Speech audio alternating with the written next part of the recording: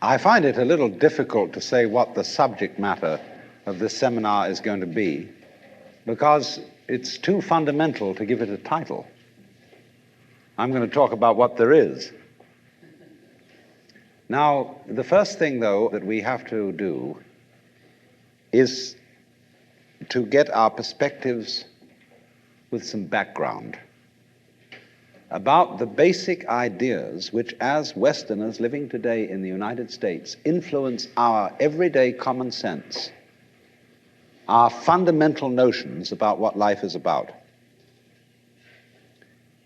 And there are historical origins for this which influence us more strongly than most people realize. Ideas of the world which are built into the very nature of the language we use and of our ideas of logic and of what makes sense altogether. And these basic ideas I call myth, not using the word myth to mean simply something untrue, but to use the word myth in a more powerful sense. A myth is an image in terms of which we try to make sense of the world.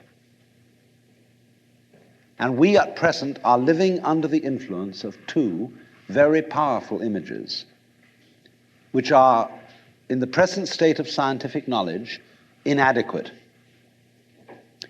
And one of our major problems today is to find an adequate, satisfying image of the world. Well, that's what I'm going to talk about. And I'm going to go further than that, not only what image of the world to have, but how we can get our sensations and our feelings in accordance with the most sensible image of the world that we can manage to conceive. All right, now, the two images which we have been working under for 2,000 years and maybe more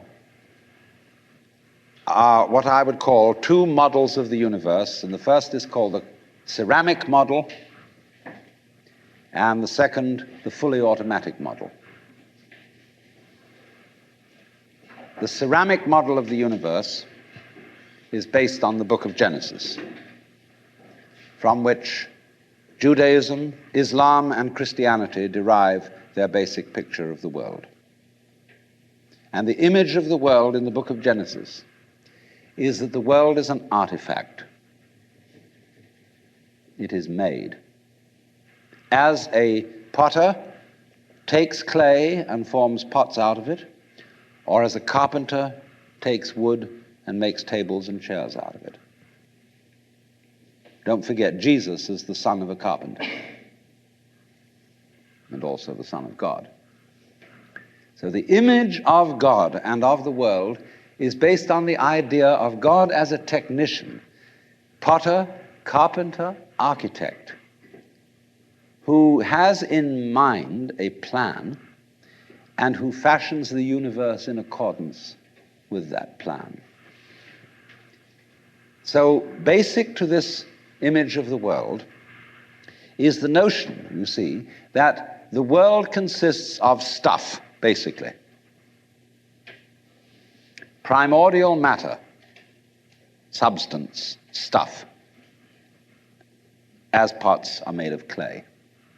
And the potter imposes his will on it and makes it become whatever he wants.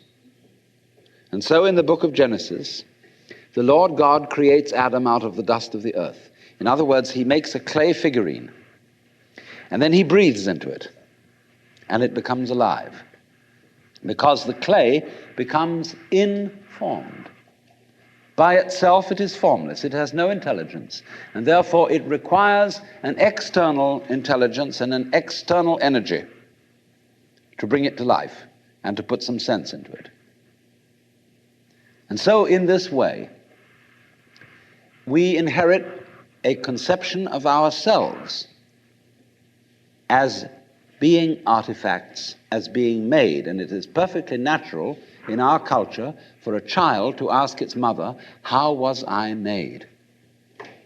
Or who made me? And this is a very, very powerful idea, But, for example, it is not shared by the Chinese or by the Hindus.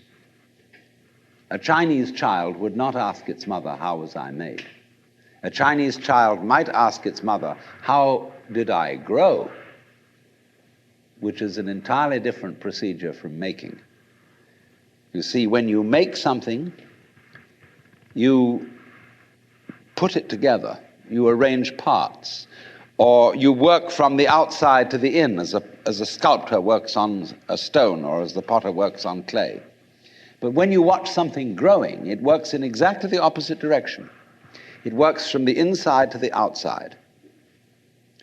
It expands, it burgeons, it blossoms, and it happens all over itself at once. In other words, the original simple form, say, of a living cell in the womb, progressively complicates itself. And that's the growing process, and it's quite different from the making process.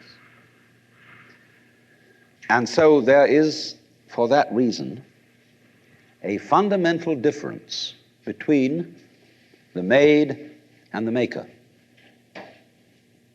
And this image